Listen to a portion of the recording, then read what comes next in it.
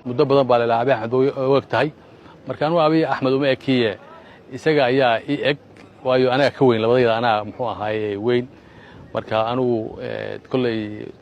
waddo soo ekaan ka dhaa laakiin anu nin Soomaali aan ahay isna waa nin Ethiopian ah marka arintaas waa saas wali Ethiopia ma tagtay asaga ma kulantay